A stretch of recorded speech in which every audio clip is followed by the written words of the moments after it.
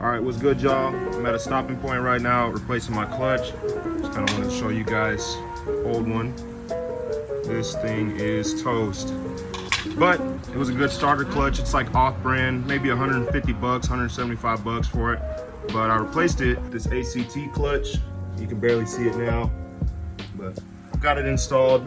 I just wanted to document my progress with this video.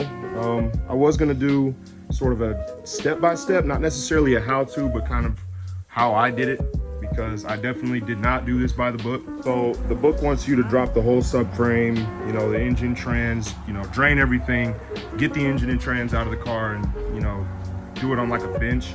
There's a couple how-to videos out there that do a really good job of showing how to tackle this job without doing all that. I'll throw the links in the description because I definitely use those to do this.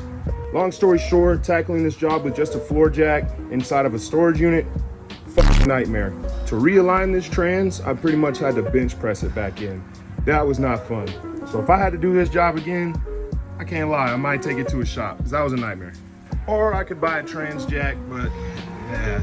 Another thing, if you have a bad output shaft seal, I suggest asking it politely to stop leaking, because finding a new output shaft seal for mine, I went to like 5 different auto parts stores. I went to the dealership, nobody had it except for one O'Reilly's, that's it.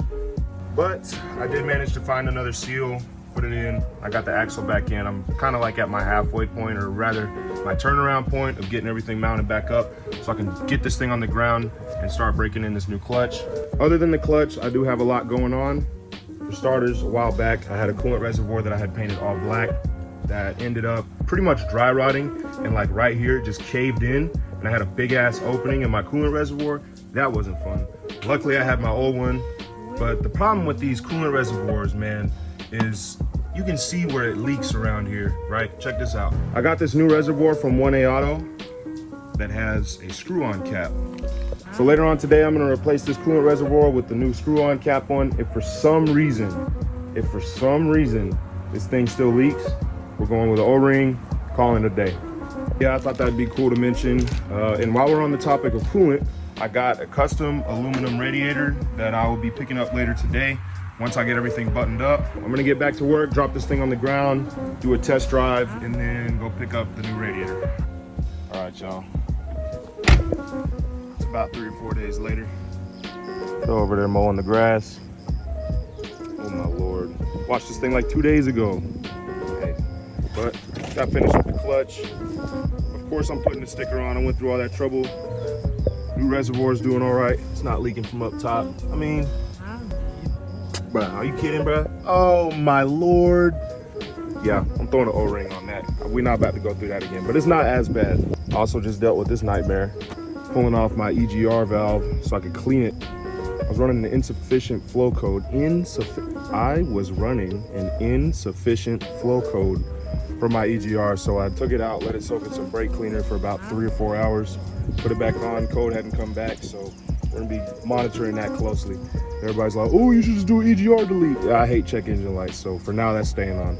But I will say, after about 4 days, 3 days, I don't know, clutch feels great. All right, I had to make a quick little pit stop, but I'm gonna go ahead and go take a look at this radiator because I haven't opened it yet. I just have the box, but we're gonna go check it out real quick. Oh yeah, y'all can hop off my case about my windshield, bruh.